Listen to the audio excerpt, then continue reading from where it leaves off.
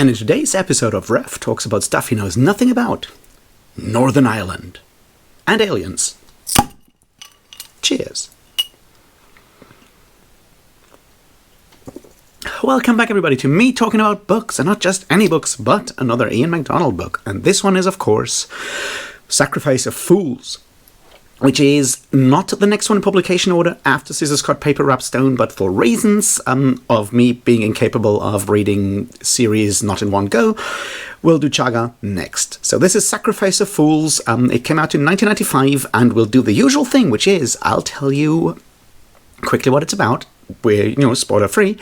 Then I'll, have a drink, and you go and read the book, if you can find it somewhere, which I hope. And then we'll talk about more like analysis stuff, and that will involve spoilers. So there you have the program. If you haven't watched any of the other Ian McDonald videos yet, or haven't read any of the other Ian McDonald novels yet, go do that. The man deserves more, love and acknowledgement, so that's what we're doing here. So let's get started with Sacrifice of Fools. Alright, Sacrifice of Fools is a science fiction novel, although it is now sort of set in the past, because, that's what happens when you write near-ish future stuff. And it is set in Northern Ireland, mostly in Belfast. There is a bit around Northern Ireland, other parts of Northern Ireland, and there is one short chapter in Dublin, but it's mostly focused on Northern Ireland. And it's important to understand that this was written before the Good Friday Agreement from 1998. As I said, it was published in 1995. So at that point, there's a lot going on in Ireland. And I know nothing about Northern Irish history. If you want to learn something about it, there's certainly sources out there. I recommend trying the Lions Led by Donkeys podcast series. They did like a 4-part series on the times of the Troubles. They might give you like a quick insight, and there's obviously other sources out there. Yeah, I'm just not going too deeply into that. Anyway, so it is set in Northern Ireland. There is something, though. There is a wrinkle to that situation of Northern Ireland, because Earth has made contact with an alien species, and they have come here as, travellers, possibly even refugees. It's kind of hard to say. And a big part of those aliens has been settled in Belfast.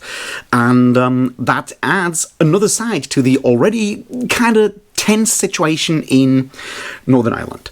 That's basically the setting. There happens a crime, and we follow basically two different people trying to figure out what actually happened there. So it's a bit of a crime story there. We follow both one Andy Gillespie, former criminal, and now working with Chian. The Chian are the alien species here, trying to figure out what happened there. And we follow a cop, Roisin Dunbar. I probably murdered those names already.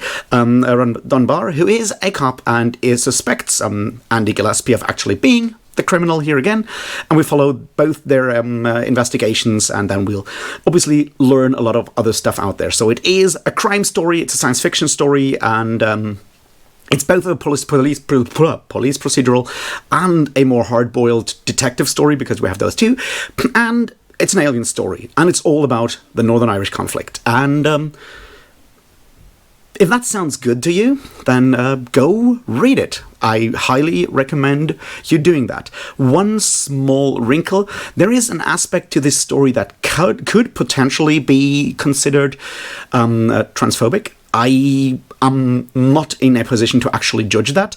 I'll get back to that in the later discussion, but if you are very, very sensitive about these subjects, which I totally understand in today's climate, be aware that there is something that may actually give you pause or actually stress you out. So just as a sort of content warning, I'm just not in a position to actually judge how much that is the case. So with that out of the way, I think it's another really interesting book. It showcases another perspective, another facet of McDonald's writing. In the case, this is, crime fiction, basically using the mode of the hard-boiled, and it's really, really interesting. I loved it. I think it's worth reading. If you can find it, go do so. I'll have some beer, and then we'll talk about it in much more detail. All right, I suspect you're back, so let's talk about it. And First of all, let's situate this within the larger work or bulk of works of Ian McDonald. This is the third novel that is kind of about Ireland. We've already spoken about the fact that MacDonald is certainly interested in sort of like colonialism, imperialism, technology, how those things intersect. And I think I already mentioned that MacDonald has said so, and he's certainly not the only person who thinks that Ireland is also a post-colonial country in a lot of ways. Partly it's still a colonial country if you see that, Northern Ireland is still under British rule. Something that is supposed to change in the future, but for reasons, British prime ministers are not necessarily going to do that, even though a current... is she head of Sinn Féin? I don't know. I just recently talked to Keir Starmer at the Labour meeting and reminded Starmer that, there's supposed to be like a vote on whether, Ireland should be united again or not. So this is sort of where this is set. There are, as I said, 3 novels sort of about Ireland and the Northern Irish conflict, or the general Irish conflict, or the Irish experience, so far in publication order in Ian McDonald's novels. It will come back and haunt us later, I'm sure of that. So far, these are King of Morning, Queen of Day, which I already spoke about. It's a historical novel that kind of looks at the larger history of Ireland with a focus more on Dublin and the Republic of Ireland, going from like the early 20th century all the way to 1989, 1990, looking at the, formation of the Republic of Ireland and from, the Home Rule Bill in the 1910s, then, independent Dublin, independent Republic of Ireland in the 1930s, and stuff in the 1990s. That is a larger overview book.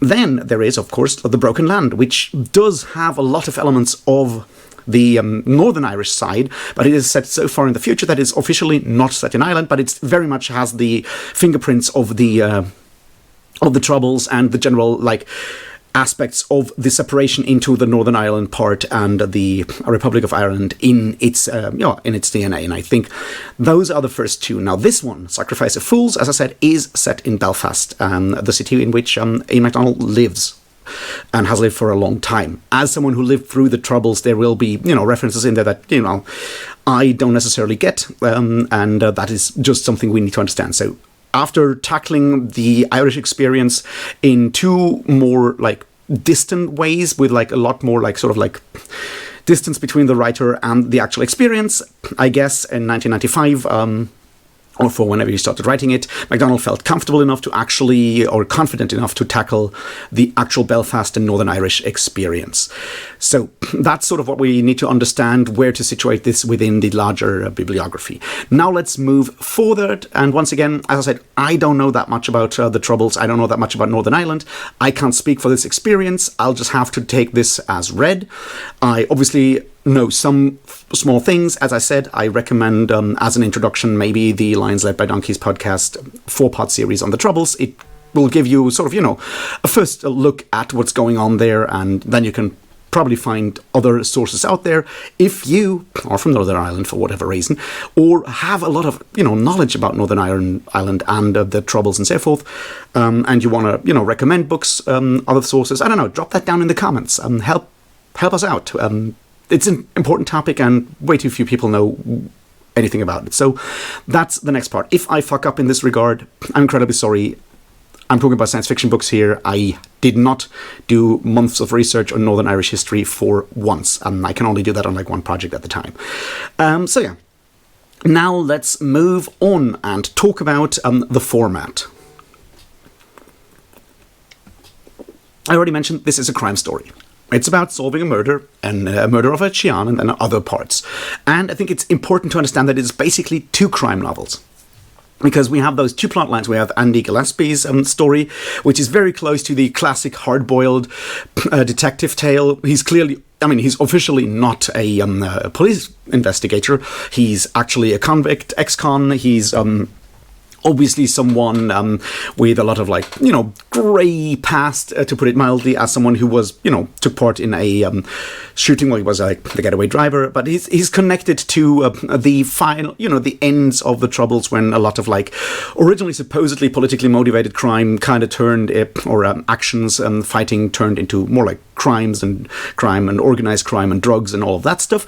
So he has that past. He also has the trope of he's working with a Qian lawyer, to put it mildly, who does sort of fill that role of the femme fatale, which is another sort of staple and trope almost of the hard-boiled noir sort of detective tale. So we have that side, but we also have Rushin Dunbar's version, which is the police procedural.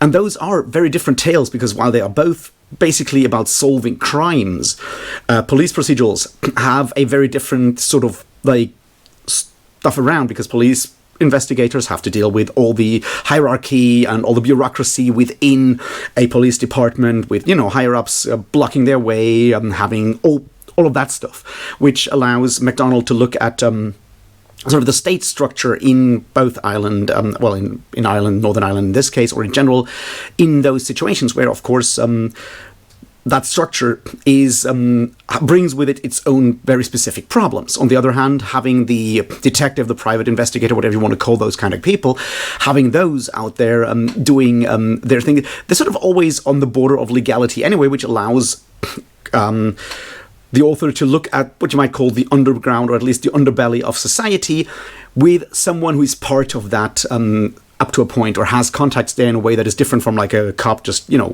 investigating people and interrogating people. So I think it's important to have those two sides, because, we're still talking about Ireland, which is very much has a history of having two sides constantly in sort of struggle with each other in a lot of ways, and that is sort of mirrored by these two plot lines of the cop and the ex-convict, both trying to do the same thing, which is kind of the point of it, trying to find a solution, trying to build a future, all of those things, but having different backgrounds, different obstacles to overcome to actually get there. I think that's one of the reasons why this works so well, because once again, this is incredibly well constructed in a lot of ways, and that's one of the strengths of Ian McDonald's writing in general, that he manages to combine form and meaning and structure and language in a lot of important ways to create a whole. So, with all of that out of the way, let's try and look at the next part here. We'll come back to that. I think this is very much a story about healing, about overcoming history in a lot of ways. See, this is set in a, post-Troubles Ireland, not too far in the future, of course, and Ireland is sort of, Northern Ireland is already sort of jointly administrated by people, and it's trying to move beyond that Northern Irish past. And that leads, of course, to a lot of people trying to figure out what to do next, where to go next, all of that stuff. It is very much that. On the other hand, we have the Qian as recently added refugees, or a third side in a lot of ways, who also, we never find out why they're here. There's another older short story about the Qian that I haven't read, so I don't know if more is explained there, but they are added as a third thing here. So there's another thing that leads to we need to find a way forward from very specific, concrete, sometimes traumatic events in the past. So there is that. Now the question is, of course, how does that work? Who wants to actually move forward? Who doesn't? There's clearly people who don't necessarily want to move forward. And one of those is, of course, the very radical Protestant church radicals that are very clearly sort of patterned after or inspired by Paisley and certain parts of the Unionist part of the Northern Irish church in a lot of ways, or religious fanatics that are also tied to specific parts of terrorism and also now politics in a lot of ways. So we have those people who have very little interest in actually compromising for a future, or at least one in which they are not the people who actually are in power and kind of dictate how things work. The question of whether and how far of that is, hypocritical and how much those are just like religious fanatics is not fully explored here, and I don't think it has to, because this is very much about their effect, not about their motivation. And I think that is an important aspect to look at here, because it doesn't actually matter what they truly believe, as long as their actions actually cause that much harm. So we have that. On the other hand, we have a lot of, people. The other side of like any conflict that ends is you have a lot of people that have never learned anything but violence, and they are no longer in situations where they can use that violence sort of sanctioned ways, so they end up in crime. And this is something that you could already see in the 1990s when the Troubles were slowly winding down, how a lot of people, both from the IRA and different splinter groups from the IRA and from the unionist side, all of these turn more and more into, drug running and other parts of organized crime. And this is obviously the point. It's like, after a conflict, if you are sort of grown up with violence, all the trauma that comes with that, yeah, violence is probably something you'll continue to do, and trying to sort of like fit back into society is something that, a lot of armies spend a lot of money on these days to do that with, their veterans. Sometimes it works, mostly it doesn't really work that well, but those who kind of fall out of that system will end up in, well, organized crime or less organized crime and all these sort of underbelly of society. And this is clearly what we see with Andy Gillespie and the kind of people he talks to, the people that are now running, prostitution, alien prostitution, a lot of like black marketeering, all of that kind of stuff. So we have these different people that try to overcome the past, try to find a new life, or try to hold on to the feelings of power they had, or just like trying to get by. And once again, I think it's interesting to see the different sides of doing that. Now, this is obviously just the larger picture, and I think it's interesting that all of this comes in here. This is also mirrored in an interesting way in our two main sort of protagonists, those being Andy and Roisin. Both of them have children and have to sort of square the idea of caring for the future with, dealing with the present and possibly being haunted by the past. It's interesting that Andy Gillespie is at least formally a Protestant, and Officer, whichever she is, Dunbar, being a Catholic. Her marriage is clearly suffering and breaking apart during the story, whereas Andy's is already broken. And I'm not going too far into that, but there is the idea that this is mirrored in a certain way, and there is a next generation that maybe will have a better life if the people currently are not completely fucking up.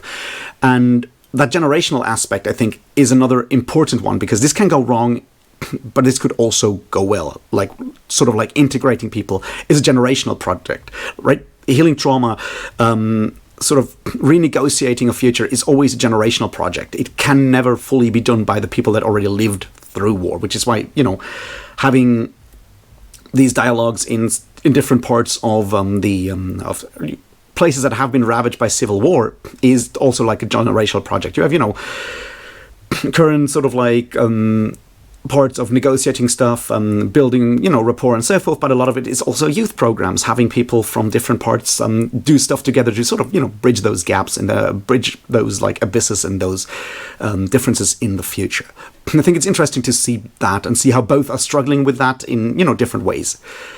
And it's a nice touch, I think, to have like both the cop and the private investigator, and of course also the alien lawyer, all be parents. Something you don't necessarily see that often in crime fiction in general, hard-boiled detective fiction in particular, to see, people having actual families and trying to square the family life with all the other stuff. That's a really good, nice and interesting touch. It does, however, lead us to the next interesting thing here. And that is, of course, how there's two parts here. The first part is there is a process of negotiating, of coming to terms, of building a future. And there's a dark side to that, which is, of course, something that is a key theme here, right? With the dreams of the almost Jungian archetypes, I guess, in a way, of humanity bleeding over into the dreamscape and the unconscious of the aliens. And possibly the other way around. It's kind of difficult to say, or at least there's people attempting that, but those global unconsciousnesses, what a word, slowly merging. And the problem with the unconscious is that there's a lot of darkness in there, right? Which leads obviously to the point that, say, familial violence is one of the things that ends up ending, coming into the Qian world, especially, and this is the part that kind of becomes troublesome or is interesting, is about gender binary. Now, McDonald's obviously someone who has always thought about gender roles and so forth, and this comes up in a lot of his books from time to time in different ways. But here, the gender binary is seen as the defining sort of feature of human society, which this is a book in the 90s, and I think it's beyond anything else, and we'll talk about that in a moment. Yes, in the 90s, in traditional societies, there is a gender binary with gender roles that are, all about aggression and other stuff. That has certainly held humanity back in a lot of ways. In that regard, I think it's a positive thing. But to see that the gender binary, I guess, in a way is, and the ideas is sort of ascribed to human gender, like men being more aggressive, women being more nurturing and so forth, is bleeding over into Qian society, and that is a bad thing, because Qian society is very different. Gender roles are less clear. A lot of the women are huntresses and are thus obviously very much coded in a way that would be seen as male in traditional patriarchal society, and that it's slowly bleeding over, and that is causing harm. That is certainly causing harm to Qian society, and through that, by sort of making people more like the already incredibly conflicted humans, it is also causing harm to human society. So I think that is an interesting take. It's one that maybe doesn't age too well. I think there's a way out here in going like, well, this is 1994, 1995. It's clearly a relevant diagnosis of society in the 1990s. It is descriptive. It is not prescriptive, I think, is the key point here that I think is important. This does, of course, lead us to the transgender thing. And I'm obviously not transgender. I have not many transgender friends. I'm not too deeply in that discourse. I think it's important to mention it. I've seen other people mentioning it as this can come across as transphobic, and I kind of agree. Let me explain what I mean, and let me see where this is going. See, there is clearly an attraction built into, in the plot that some humans are sexually attracted to the aliens, in this case Qian, and there are some people trying to become like Qian. Now, that can be seen as a metaphor, can't it, right? And there is one specific part. Obviously, Andy's friend Eamon is turning himself more and more into a Qian, trying to join their society. And there is this plotline of whether that is actually possible or not, or if that doesn't turn him into an outsider from both sides, and so forth. There is, of course, one very hard to read, I guess, a passage in which the sort of expert, the xeno expert on aliens, who also is like a psychologist, gives his long monologue explaining how Eamon turned himself into that. And that is very clearly the kind of, it's very similar to the kind of explanation you get in something like Psycho about transgender, trans women in a lot of ways. And it is incredibly transphobic. Now, once again, this is descriptive. This is the 1990s. Trans discourse has certainly not reached the point that we have now. And it's a psychologist who's clearly not a sympathetic character building up this whole narrative, which it is never made clear whether that is actually what is happening with Eamon. I would argue it is probably not, but it is very hard to read, and I can see how this can be, hard, to read from 30 years later, and how to deal with that. I would say it's not, the best possible choice for this kind of story to talk about conflict in that gender binary and so forth, because it leads to language that doesn't age well, I guess, is my point here. I think the underlying idea of basically, and this is, of course, the underlying idea is we need to leave these very strict roles, and gender roles are one version of this. Obviously, the role of Catholic or Protestant or, Unionist or Republican and so forth are also very strictly defined roles, and we need to overcome them and find some sort of way to, negate the negative parts of these roles.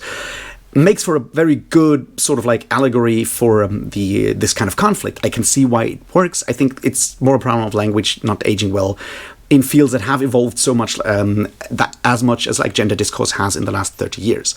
So I see it for anything more on that subject. I'm just not qualified. As I said, I think it's more prescriptive, not prescriptive, it's more descriptive and not prescriptive and not actively transphobic, but it does include transphobic rhetoric. And that's, certainly something to be aware of.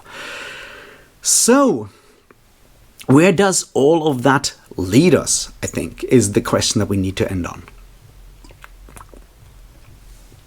And I think there's the main and hopeful thing is clearly the sort of epilogue when Andy, after the whole showdown, the shoot down and so forth, ends on like a playground with his children who are recovering from trauma, and clearly everyone has to sort of recover from trauma.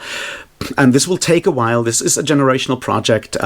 Andy is training to become an actual Xi'an lawyer, to actually sort of understand their world on an intellectual level. And I think this is the next part, is like we need to understand each other. We need to do this on an intellectual level. It is about not so much about looking like someone else. It's very much about understanding where someone else how someone else thinks, creating empathy and not just visual or physical similarity. Now that, once again, I think can be read as transphobic. I don't think it works that much, because clearly from what I can say, it's not just about looking like, your body image. Clearly, body dysmorphia is something that is not necessarily tied to trans. A lot of like cis people have that too. But to understand it, it's more about understanding who we are. It's more about beneath the surface. It's about the thoughts and not just about visuals. And I think that is something that we can take away from this also for, all kinds of other conflict. It's not just like about appearing to be best friends or whatever. It's about truly understanding the other, building empathy, leaving trauma in the past, and trying to find ways to move forward in that regard. And I think if we read that as the message for this novel, I think it's a powerful novel. It may not have aged as well as some of the other novels, simply because of the choice of language and motives or like metaphors and so forth. It was still like a very moving book. It certainly gave me an insight in. It felt very Northern Irish. Part of that is obviously also the narrator for the audiobook. I highly recommend trying that if you can find it somewhere. It made me think in a lot of ways, and that's the good thing about Ian McDonald's novels. They always make me think. They rarely make me feel very happy at the end, but we take what we can around here. That being said, I'm done. I enjoyed it. Well, not enjoyed it, but like I learned a lot. It made me think. I'm glad I read it. How about you? Have you read it? What do you think? Let me know all of that down in the comments. Like this, subscribe this. Let's see if it can get even less views than the recent McDonald's videos. I'm looking forward to hearing from you. If you want to support me, I don't know, like this, subscribe, comment, share this with friends. There's a Patreon if you feel like it. Beyond that, I don't know. Try to understand other people and try to figure out how we can all live together in peace. Try to help other people to overcome trauma, and look forward to the next generation maybe having a better world. I think that's something we can all agree on. And with that, I'll leave you. And until then, thanks and cheers.